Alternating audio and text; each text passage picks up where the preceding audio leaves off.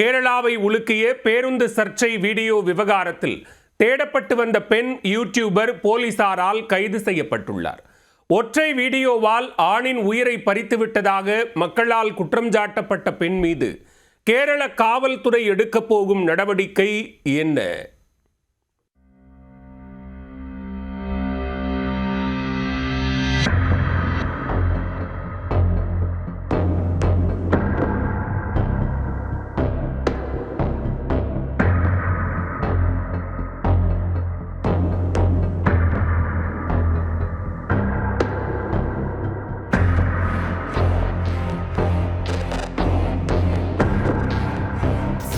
கேரள மாநிலம் கோழிக்கோடு கோவிந்தபுரம் பகுதியைச் சேர்ந்தவர் 42 வயதான தீபக்.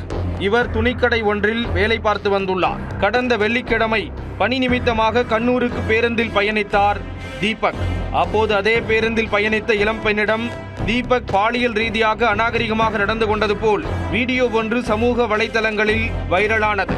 அந்த வீடியோவை தனது செல்போனில் எடுத்திருந்த ஷிம்ஜிதா முஸ்தபா என்ற பெண் அதை சமூக வலைதளங்களில் பகிர்ந்துள்ளார்.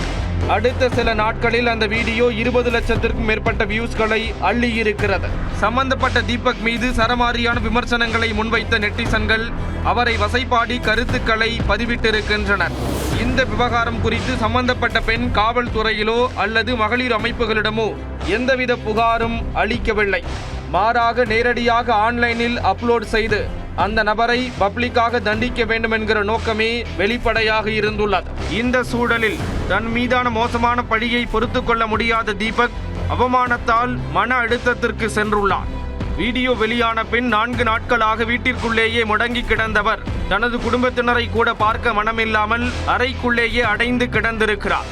படிச்சொற்களை பொறுத்து கொள்ள முடியாத தீபக் மிகுந்த மன உளைச்சலில் யாருடனும் பேசாமல் இருந்து வந்த நிலையில் சம்பவத்தன்று தீபக் இருந்த அறையை வீட்டில் இருந்தவர்கள் தட்டி உள்ளனர்.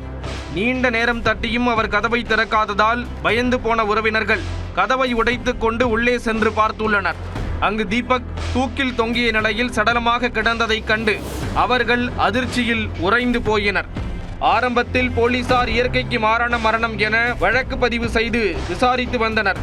தீபக் உயிரிழந்த செய்தி காட்டுத்தீயாக பரவிய நிலையில் வீடியோ வெளியிட்ட பெண்ணுக்கு எதிராக கண்டனங்கள் குவிய ஆரம்பித்தன.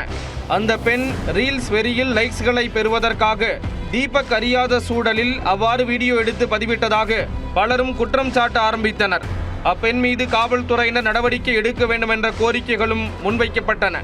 அதே நேரம் வீடியோவை பகிர்ந்த பெண் மீதுதான் தவறு உள்ளது என்றும் அவர் விளம்பரத்திற்காக இந்த குற்றத்தை செய்துள்ளார் என்றும் தீபக்கின் பெற்றோர் மற்றும் நண்பர்களும் குற்றம் சாட்டினர். மேலும் அப்பெண் குறித்தும் வீடியோவிற்கான பின்னணி குறித்தும் விரிவான விசாரணை நடத்தப்பட வேண்டும் என்றும் தீபக்கின் பெற்றோர் கோரிக்கை வைத்தனர்.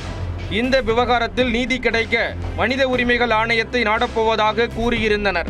இந்த சூழலில் மனித உரிமைகள் ஆணையத்தில் கோரப்பட்ட 2 வழக்கறிஞர்களின் புகார்களை அடுத்து டிஐஜி தலைமையிலான விசாரணைக்கு மாநில மனித உரிமைகள் ஆணையம் உத்தரவிட்டது.